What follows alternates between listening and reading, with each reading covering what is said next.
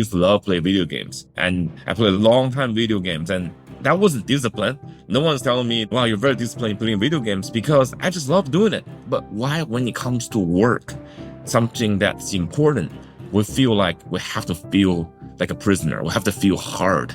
We have to endure the pain to actually achieve those outcomes. What if you just have that same mindset of, how can I play?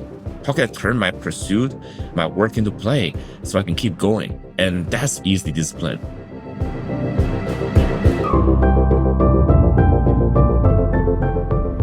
That's Jia Jiang. He's a renowned keynote speaker, widely known for his viral video series, 100 Days of Rejection Therapy, and his book, Rejection Proof. Jia's most recent book is Easy Discipline, an unconventional way to achieve ambitious things. So you'll learn 1, the problem with hard discipline, 2, how to make your goals feel easy and enjoyable, and 3, 2 handy tips to defeat procrastination. And if you want a quick summary write-up of the action wisdom that Jia shares, I recommend you sign up for the free Gold Nugget email newsletter, which you can find at awesomeatyourjob.com. I'm Pete Makaitis. This is How to Be Awesome at Your Job. And now, here's Jia.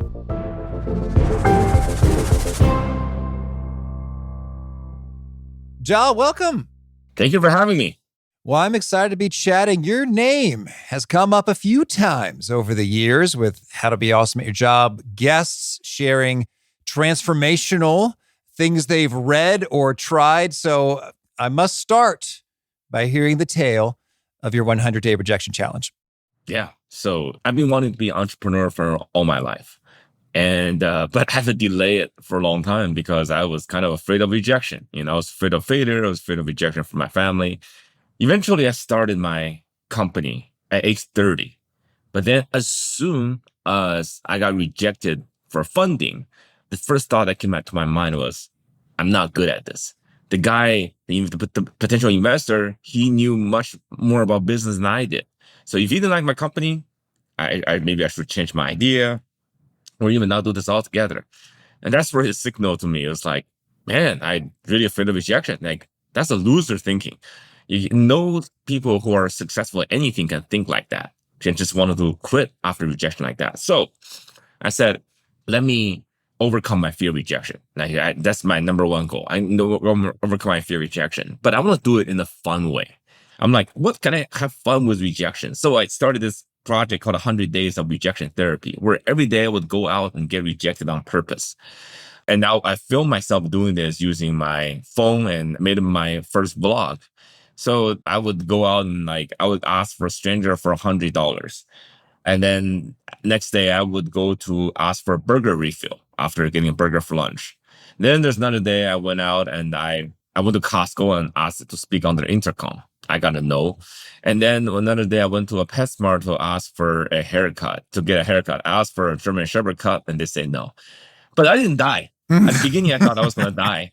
But not only I didn't die, it was pretty fun. I had a good time, and I had a good energy. I was easygoing. I was making jokes.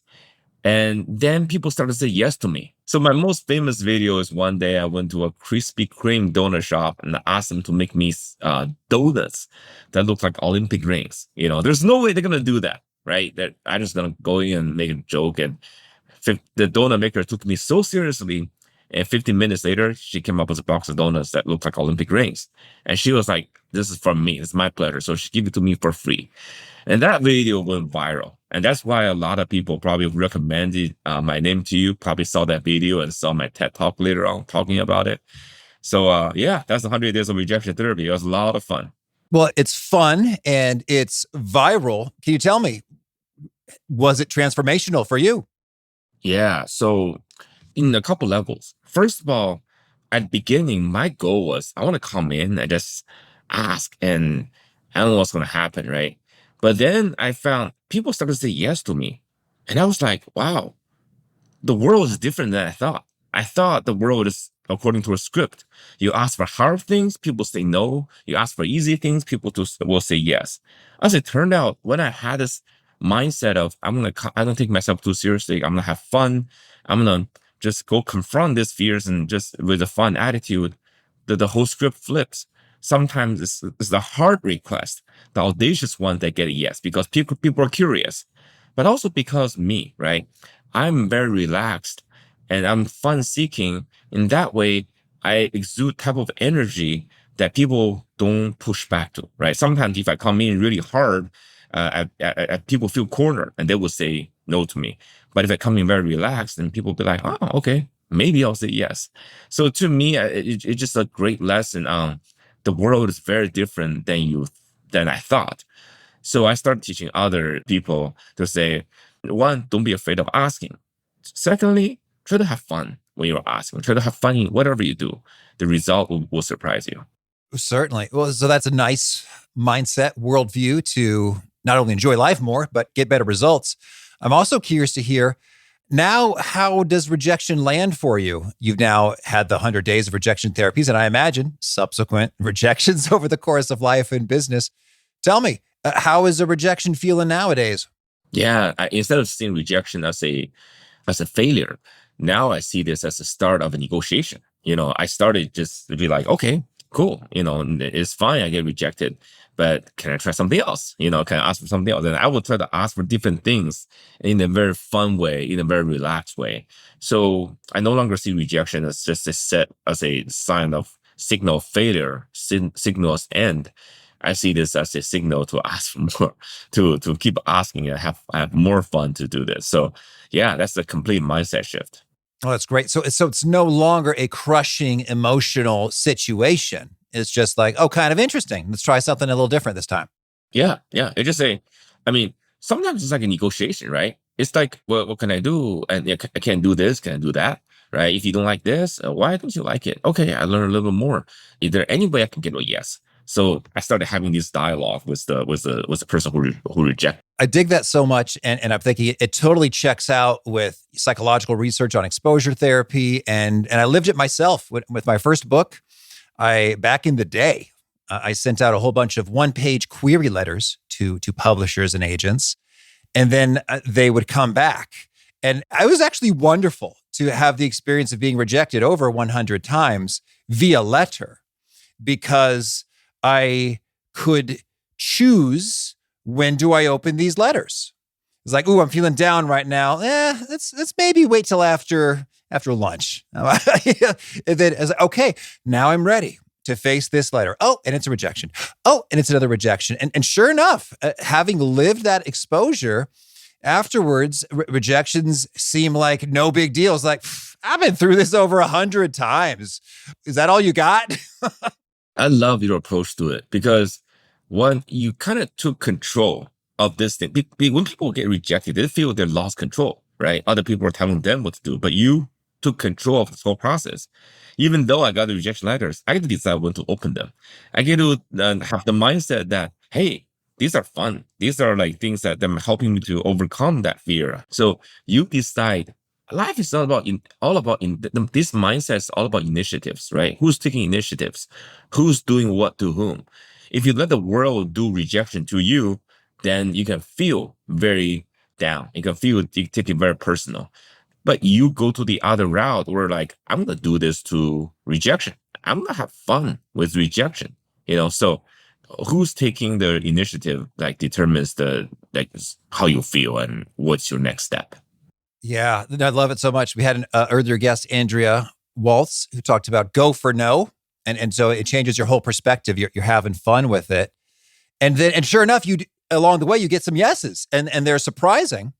And it's fun. And then it just sort of changes the whole equation. It's like, oh, okay.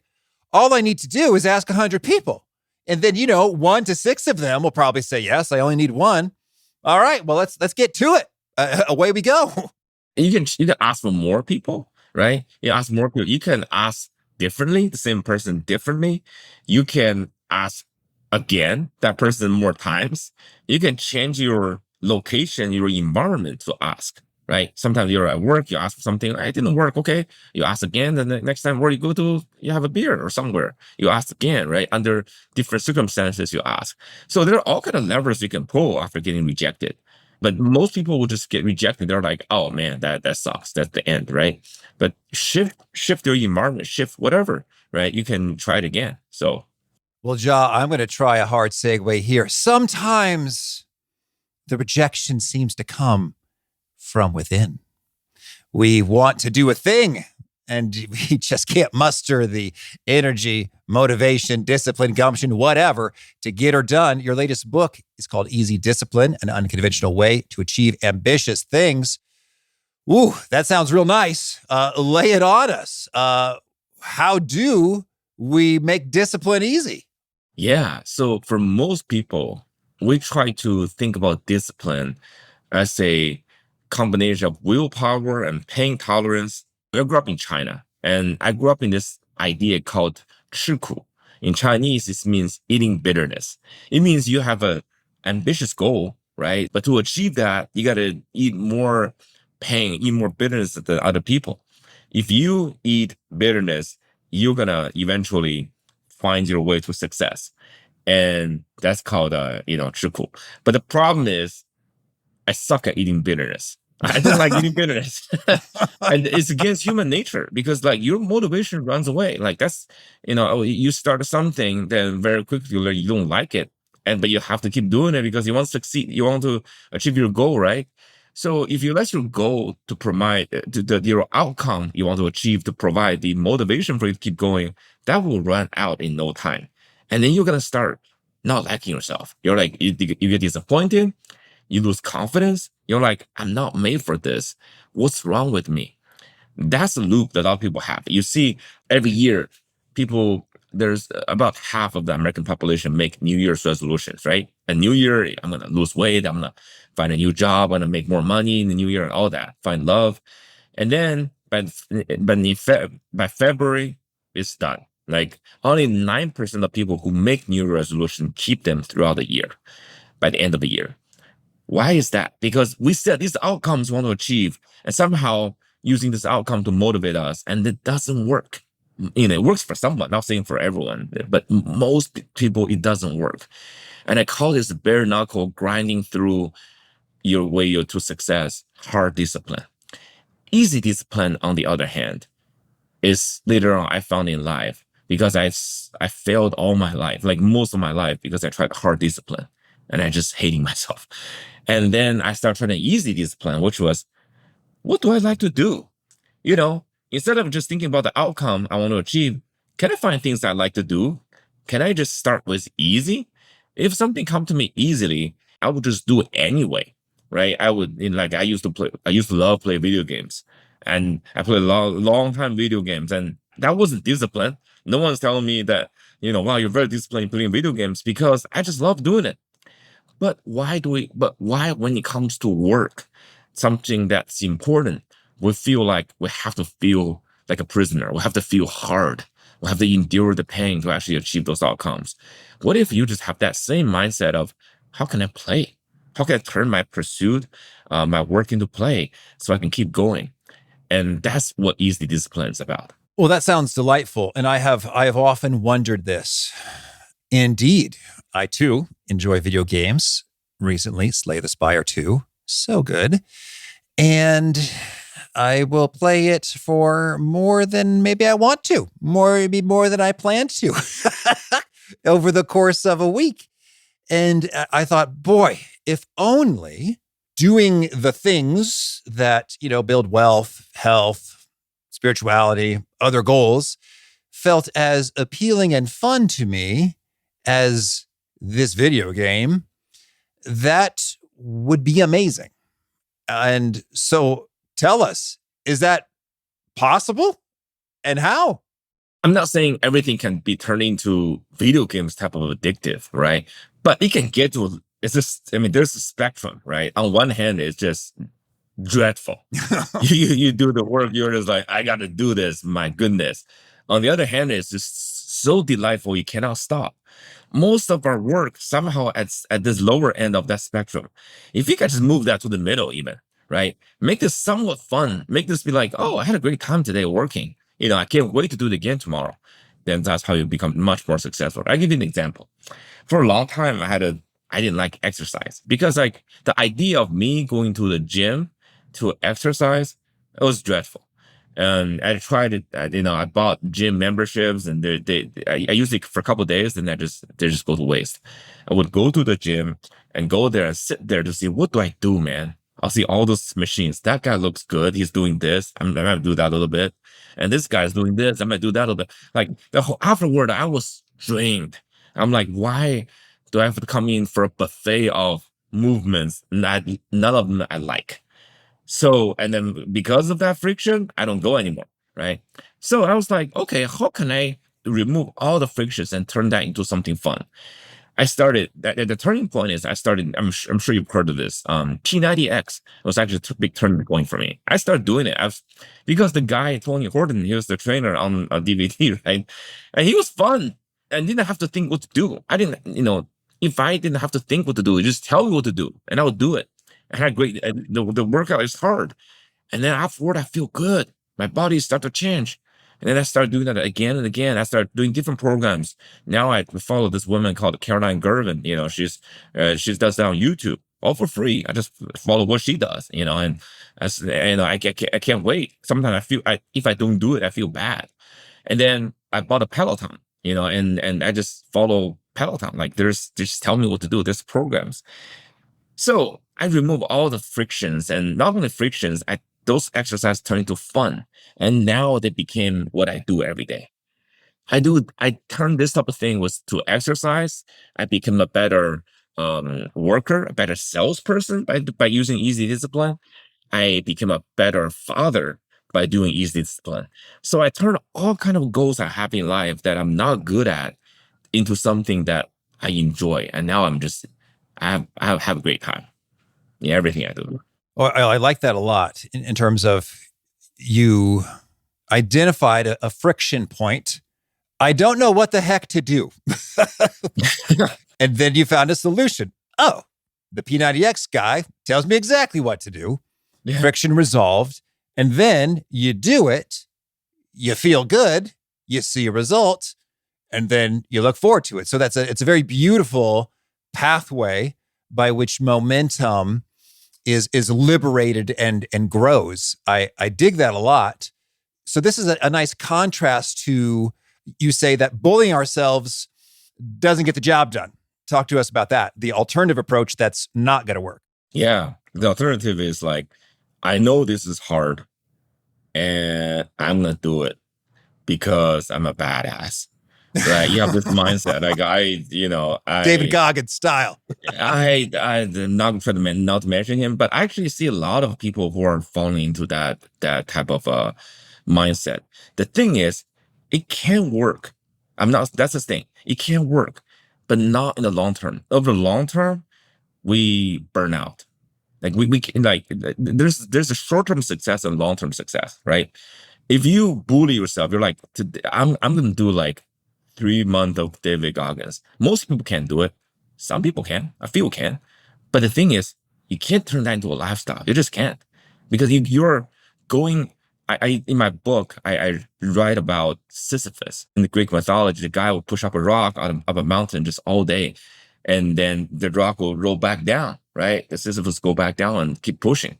And most people feel like Sisyphus because you're always going to be pushing. The gravity is always against you. However, I have an alternative version of that story. I'm like, why does he keep doing it? Like, if he has no choice, right? Then he's dead already. He has no free agency. But if he has free agency, that means he must go back. He must be the person who goes back down and does it. And why does he do it? That must mean he likes pushing rocks, right? He's having a good time. And that's why he enjoys it, even though it never gets to the top. So I was like, okay, how can we flip that script in our lives, in our work, for us to enjoy the work rather than just thinking about the results, just the top.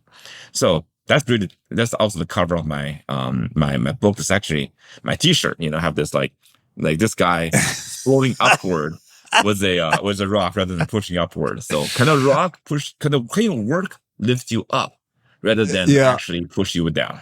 Well, that's fun. I was looking at your book cover, and yeah. Oh, I see. That's Sisyphus, except his rock is like a helium balloon floating upward, and it's sort of easy and enjoyable because, hey, we love balloons. My kids, they can't get enough. Play with the balloon and go wild.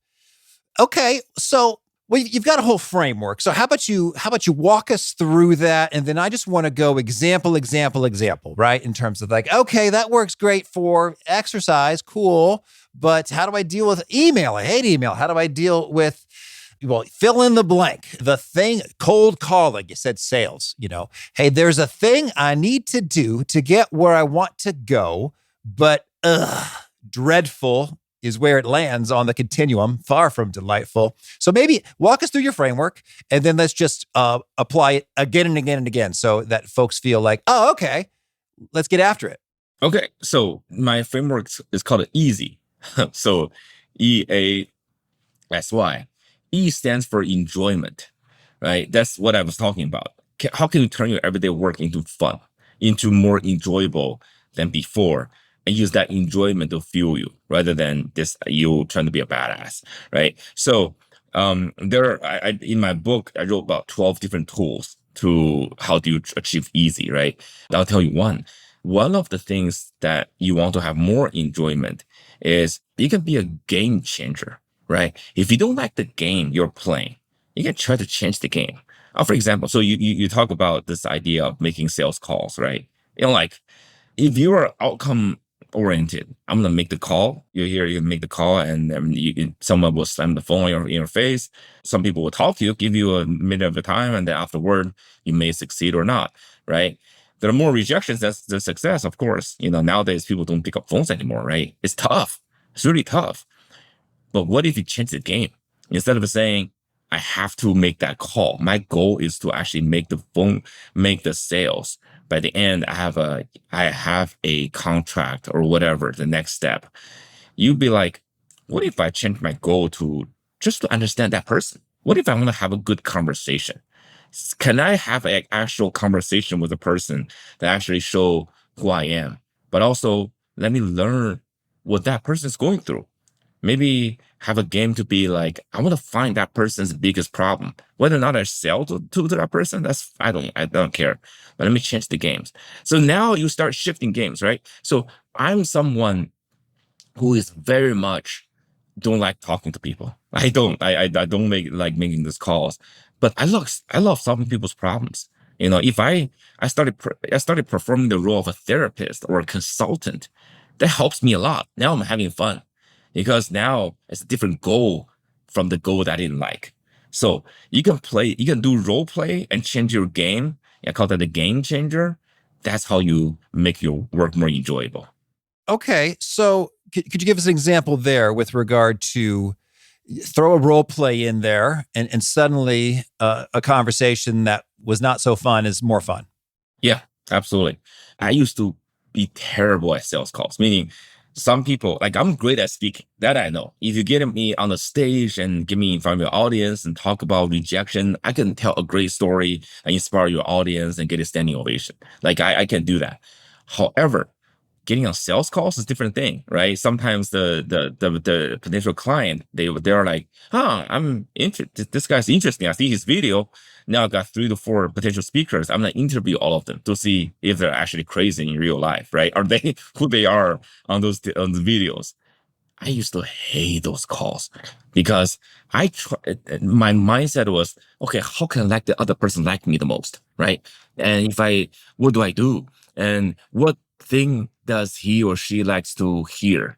Let me try to do a word salad or try to contort myself into a way that they will like my answer. Then hopefully they hire me. And that's a terrible mindset. I was tracking myself. What was my sales sales success rate? I was at 18%. Like I was getting rejected for almost every time, but 18%. And they found you. You're on the short list of finalists, and there you're only getting 18%. Okay. Yeah, I was like, what? I'm the rejection guy. I mean, I can take rejection. That's fine, but man, this seemed like a drudgery, right? So I started changing my 2 mindsets, right? The first, I'll tell you this is how do I have more fun? What if I change my goal? Instead of thinking about how do I make them like me? What can I say to impress someone? Let me be a consultant. Let me come in and let me ask you questions, right? What's your business like? And what's your goal? Man, what why did you come up? Why did you actually pick me as a candidate? Right? Like, why? What are you trying to achieve? What is the everyday struggle of your audience member? Of your association member or as an employee who attend this event? What's the day look like? Huh? Then right away that dynamic changes. Now I'm asking really good questions. And they would be like feel like, oh, this is a good question, and they started telling me. Then I started getting a lot of information. The more information I get, the better solution that I would provide. So I do a role change. Now I become a consultant on sales call. I had a better time. I like it a lot more. I'm no longer so afraid because now I'm just asking questions. There's nothing wrong with asking questions and trying to understand the other person, right? So that's one thing that I can do to dramatically increase my. I do two things. I'll tell you another thing too, but I do two things. But with this combination of these two things, I was able to get to 94% of success rate. Oh, hot It was dog. a dramatic.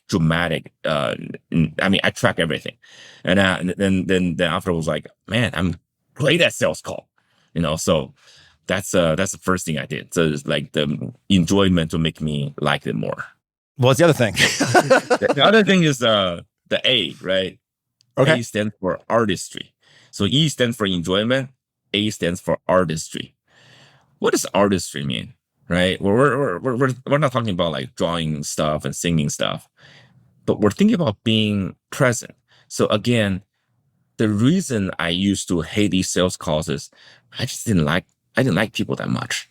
You know, I read How to Win Friends and Influence People at a pretty young age and talks to you how to make friends, right? Is be genuinely interested in other people. I wasn't. I'm just not, I don't like people that much. So, but then one day I went to Japan. I went to, I did this traditional tea ceremony. If you've ever been to Japan, I highly recommend it. Traditional Japanese tea ceremony.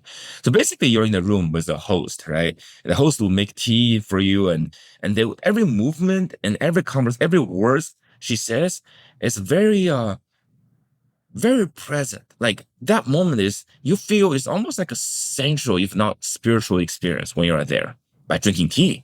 It's never about tea. It's about being in the presence of another person and you giving your best, right? And the Japanese has a word for this called ichigo ichie. It literally translates into one time, one meeting. It means that every time we meet, that's the only time we're gonna meet. Even though we might meet again, Pete, again in the future or whoever, right? This moment will never be replicated. So because this is a unique moment, I better be fully present. I better be giving my best. I translate this into the artist mindset because that's what artists do. Artists take whatever the world gives to you and you make art in that moment, right? So nothing is perfect, but you go deep with this moment. Now, how do I translate to sales calls? When I take the artist mindset into my sales calls, I'm no longer afraid. I just go deep. Everything the other person says, I reflect and I talk back. I dig deep into that conversation. I forget about I'm trying to impress someone. I forget about I'm trying to be good. I'm trying to get, this every time, if I get picked, I make over $20,000. Let me forget about that. Let me just be having the best conversation. Let me give you my best. By having that mindset, the artist mindset, my goodness, I've become a much better conversationalist. People like me. The result is people like me more, people buy me more. And I turn these sales calls into the little pieces of art.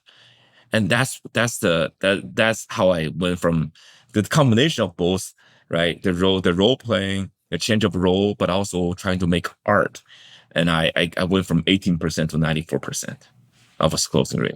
And so when you're making art, it's funny, I'm kind of feeling internally the shift in terms of a lot of good things are happening automatically, like embedded within that notion of making art just there in terms of like one, yeah, you're not thinking about yourself, self-consciousness disappears.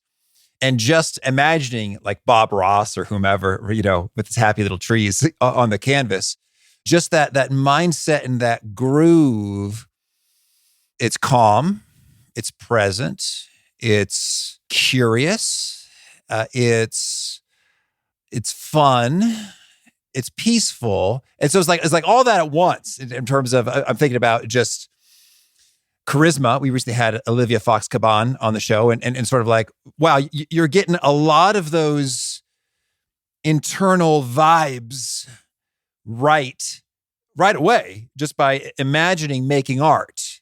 And so, but what is the art that we're making? The art is, I'm trying to craft a beautiful conversation, connection, understanding. What is the art we're crafting in this conversation? Sometimes there's no result. I mean, you're having a conversation where you want to be your best self. Like the vibes, that's all that matters. In the end, this is what easy discipline is about. If the vibe you have internally is right, you do the best work. And the other person feels it, right? If you feel your vibe is right, very quickly the other person is like, ooh, this dynamic changes, right? When you just think about, I'm an artist now, this whole dynamic changes between us, even having this conversation right now. You start feeling differently, I'm start feeling differently. And then the result will be when people are watching this, when people are listening to this, you can feel it too, right? It's just, the vibe is just changes. The feeling is good and you get into the flow. When we get into the flow, whatever that comes out, it's art. It sounds very woo-woo, but it's true. And then there's also the internal state, because I think in my early days of podcasting, my vibe was different. It was still of service, but it felt a little bit more, I don't know, aggressive. I mean, I don't think was ever mean, but it's like, okay, the clock is ticking. You have a ton of wisdom. We have a limited amount of time. Give me more wisdom. More, faster, better. What else? Example, story, illustration, tactic. It's like, I want it all and I want it fast because the time is ticking. That's not a great vibe. Because you had a goal, right? You had a goal. It's like, oh, my goal is to get as much stuff from this person as possible and still stick into this little time we have. Let's just keep go. And when you have that, the vibe is not right. There's no art that's being made by saying go, right? But real art is made by, oh, that's interesting. Maybe a pause a little bit, like, I like what you're saying. My feeling is different. So that's really making art. And that always produces better conversations. And most people enjoy it more. Certainly. And so then when you say artistry and making art, we don't want to over fixate on the product or the output so much as being in the vibe of, we are creating something beautiful here now. And in so doing, that's just good for everybody. It really is. You get in flow, and usually the best conversation are two people are just forgetting about themselves. They're forgetting they're in the conversation. They're just like deeply immersed. They're like, and the thing, their curiosity just pops up, and you hear other people's point of view or story. It brings the story out of yourself. You started responding with your own story, and then that's two people co-creating art, right? And I started having that mindset in everything I do. Yeah. All right. Let's hear about the S, systems. Yeah, the system. So I tell the easy, it's like 4 different characters.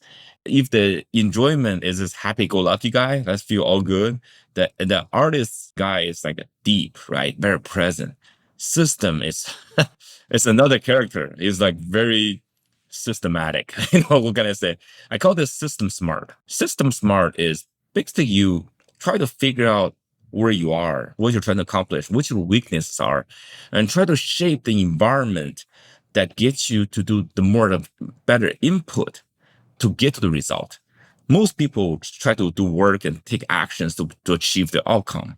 System meaning, what can you engineer with your environment and your everyday activity so you can actually manufacture better input that lead to the outcome. I'll give you an example. Okay, I learned this concept from Jim Collins. He's very prolific. He still keeps writing, and people ask him, "How can you be so creative and prolific? What's your secret?" And you would think it's like some sort of meditation, maybe psychedelic, maybe some AI before anyone else can achieve and have it. And he's like, "I had a stopwatch." People are like, "What? Stopwatch?" So he's like, he has learned that the most creative and successful people in his endeavor, they spend at least 1,000 hours a year in 365 days to do creative work. So he has a stopwatch. So every time, every day, when he had a conversation, when he started doing research, when he started thinking, when he started writing, doing creative work, he will start his stopwatch. And then when he's done, he clocks out, right? And then by the end of the day, he writes that number on a spreadsheet. And this number spreadsheet goes back to decades. He does this every day. And all he makes sure is he goes back to 365 days and it's over 1,000 hours to get, so cumulatively. And he said it's never been under 1,000 hours. That's his system. He has a system that enables him to track the fun thing he loves to do. So that system works for him. I'm not saying it works for everyone, but it got me thinking, wow, what can I build a system that fits me so I can be my best? So one of my biggest problem is this, right? Phone. And also the computer, right? I get distracted all the time. I get doom scroll all the time. And because the world is nowadays, this whole world is engineered to distract us to get our attention. And, and for long, I didn't like it. And I mean, I wanted to be able to have better control of my own mind. So I was like, how can I have a system where I can be away from my distraction? I don't have to find my distraction. So every day to write, I would go drive 45 minutes away from where I live to this place called Half Moon Bay in Northern California. I would park my car on the beach, overlook this ocean, and I sit in my car and write. That's my office. I get the most beautiful view. I think I have the best office view in the whole world because of the place I park. And then I don't bring my phone. I don't have my phone, so I don't have data. I don't have hotspot. None of that. I just have my computer without internet connection, so I can just write. So I can fully focus. And if my family needs to reach me, I wear my Apple Watch. I can take calls on the watch. So, but it doesn't do hotspot with my watch. So I built a system for me to be at my best, to get the input. If I can be good at my input, the outcome is amazing. So ever since I started building the system, my productivity just went way up. So that's the example of system thinking, how to build a system for you to have your best work. Mm-hmm. Okay. And then the why is yourself. Why is called yourself. And this is more like a long-term thing, right? And I grew up in Beijing, China. I met Bill Gates when I was 14. I heard him speak. I was mesmerized by him. I was mesmerized by his entrepreneur story, this idea of using technology to change the world. So, and I wrote a letter to my family telling them, hey, I'll be the Chinese version of Bill Gates.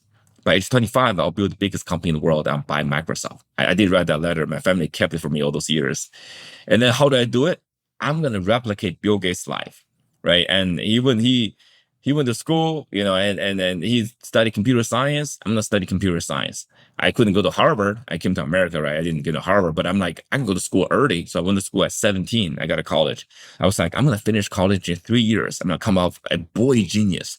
I'm going to then I started building my company, and very quickly I'll be the next Bill Gates. Well, the problem is I'm not Bill Gates. That's the problem. I don't have his mind. I don't have his interest in programming. I hated programming. And then my college was miserable. Instead of spending like 3 years to graduate, as I thought, I spent over 5 years. And I'm not ashamed to say it because I was not a good programmer. And even after my job, even after college, I started finding jobs, and I sucked at my jobs, and I worked really hard. I'm just trying to push up the rock on the hill, right? Doing programming every day. Then one day, my boss called me in. He's like, Jia, consider yourself fired. Okay, that's not a good start of a conversation, no matter how you cut it, right? But then he said, hey, we really like you. We see how hard you work. We like how you treat people, how genuine you are. How about we rehire you? We'll put you another job. How about we call this thing so they came up with a new, like a new job title called a client services engineer. I've never heard that job title before. I've never heard that since. But he's like, how about you serve our customers and write a script for them rather than writing our main software? And then my whole life, my whole career trajectory changed that day because I love that new thing. I love solving problems for people. I love helping them. And then I became better. I no longer felt like I was a loser. I was never fired again since that. I was having a good time. And this is called yourself. A lot of times we have a goal that's from outside that we either someone put it in us or we install that in ourselves. But I was like, instead of having that goal, what if you actually learn who you are and then have that dream kind of, come out of you? So right now, I'm no longer, I don't even follow that tech entrepreneur, dream anymore because that's not who I am. I'm really good at writing. Now I know I'm really good at writing. I'm really good at speaking. So I said, what if I build my dream out of that? What if I can be a writer for the rest of my life? I'll be happy. So I didn't like myself that much before, because I couldn't get that goal. But now I love myself and I'm excelling in the things I do because I'm doing who I am. That's yourself. That's beautiful.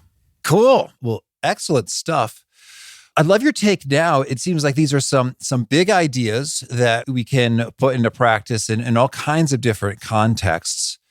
I'd love to get your pro tips for when you're in the heat of battle, there's a thing needs doing, and now is a fine time to do it based on the calendar and opportunities and availability. And yet, I don't wanna. What do we do? Try to turn that into a game. Okay, turn that into a game to see. Okay, by the way, I still face this every day. Sometimes the most important thing is important, and because you're so delaying it, that feeling of delay actually makes the thing worse, right? And so you turn that into a game. You're like, okay, what can I do in just? I'm give myself 50 minutes just do this task. What's the best I can do in 50 minutes? Let me contain it. All right, whatever that comes out, it was like, your 15 minutes is a very short amount of time, right? It depends on what task it is, but I try to contain it. I'm like, I'm gonna go nuts in the next 15 minutes. Let me start my clock. Just 15 minutes, go nuts on this to see what kind of art I can create. That's the artist mindset, right? So and then whatever it is, it is. And then usually when I get started, when 15 minutes later it's done, a lot of times I'm not done. A lot of times I'm like, I'm in the zone. Like I'm in the zone.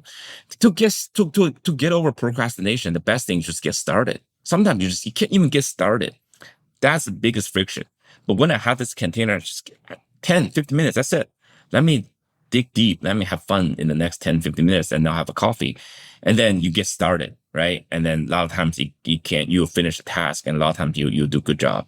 Okay, understood. So just getting started gets the momentum going, certainly. And then any pro tips on, in fact, the getting started part? Yeah. I mean, I have a secret, right? Sometimes just getting that is hard. I totally understand. I called my wife. I was like, can I borrow you? I was like, what do you need? She's like, what do you need? I'm like, can you sit with me for 10 minutes? Just watch me and get and do this. And it doesn't have to be your wife. It can be anyone, It can be my son. I could get a friend. I was like, hey, are we friends or what? We're like, yeah, we're friends. Can I borrow you for 10 minutes? For what? Just sit here with me. Watch me get this started. And sometimes that's it. That's crazy. Just like you fire up that Microsoft Word or Google Sheet, whatever you're doing, right? You fire it up and start doing. That's it. You get started. Having that person to get you sitting here with you, you get it started. Okay. Very good. Well, Jia, tell me anything else you want to really make sure to mention before we hear about some of your favorite things. A lot of times when we're trying to achieve something, right, and we think we have a lot of flaws, and I used to think a lot of flaws. I still do, but I used to think those flaws are they're just obstacles that stopping me from achieving my dreams. But now those flaws are treasures. They're assets because I get to learn myself and everything, and I get to bring them and try to build systems and around them. And I wouldn't be able to write this book, Easy Discipline, without those flaws. This book is all about my flaw, how to actually turn your flaws into your treasures, into your advantages. So whatever flaws you think you have, whatever part of you don't like yourself about, switch that around. Think about those. Start mining those flaws. Start just turning them into good stuff. You'll like yourself a lot more. Big thanks to Jia for sharing his wisdom with us. And big thanks to our sponsors. Check them out. One sponsor to check out is Monarch. Summer's here, and there's nothing worse than planning a vacation only to discover you don't actually have the money for it. Bummer. I don't personally enjoy thinking about or fiddling with money, so I love resources that make this quicker and easier. Monarch is the personal finance app that tracks everything: accounts, investments, savings goals, and spending. Get your first year of Monarch Core for half off, just $50, with the promo code AWESOME. Most personal finance apps only tell you what you spend, but Monarch helps you set goals, map out big purchases, and see if you're on track before it's too late. Plus, it puts everything into these beautiful graphical summaries so I can quickly drill down into anything that seems off or weird or seems like it could be a great savings opportunity. Cancel subscription that I forgot about a while ago? Oh, yes, please. So use the code AWESOME at monarch.com to get your first year off Monarch Core, half off for just $50. That's 50% off your first year at monarch.com with the code AWESOME. One sponsor to check out is Shopify. Shopify powers millions of businesses worldwide, from household names like Mattel to small businesses just getting started. If you've been sitting on a business idea, Shopify makes it easy to make it happen. What you need to start selling is included and ready from day one. When your first customer is ready to pay, Shopify Checkout helps more of them successfully finish their purchase. And when they return, their details are already there. With just one tap, they check out super quick. Because Shopify handles these tricky setup and checkout details, you've got more free time and less frustration, so you can tackle the cool, fun, strategic stuff that really moves things forward. Shopify bridges the gap between your idea and a real business. So go make one. Ka-ching! Start your free trial at shopify.com/awesomepod. That's shopify.com/awesomepod. And spelled out, that's shopify.com/AWESOMEPOD. Beautiful. Thank you. Well, now could you share a favorite quote, something you find inspiring? I found this quote, and it's from Charles Bukowski. And he was like, who you were before the world told you who you were supposed to be. And I love that quote, but I even made some modification on that quote. Who you were before you told yourself who you were supposed to be. Okay.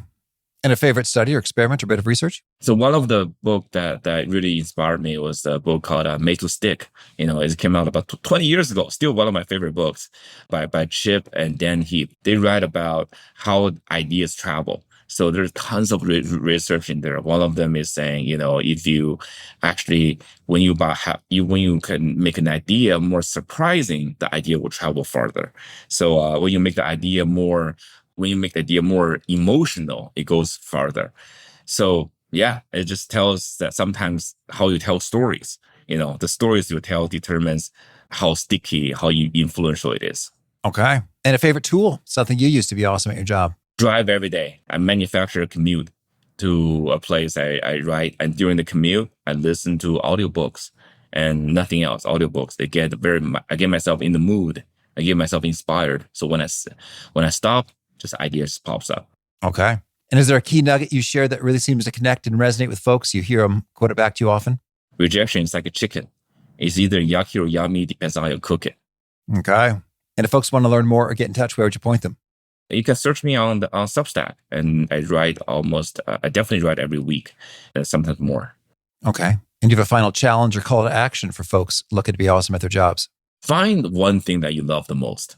Just figure out one thing what's that thing that of all the things you do at your work, you love the most. And then you'll tell yourself, what if you just go even deeper on that thing? How about you go nuts on that thing? And maybe you do nothing but that thing that you love the most for your work for a day to see what happens. Maybe that thing can become the foundation of your work. Okay. Jia, thank you. This is fun. I had a great time. Thank you for having me.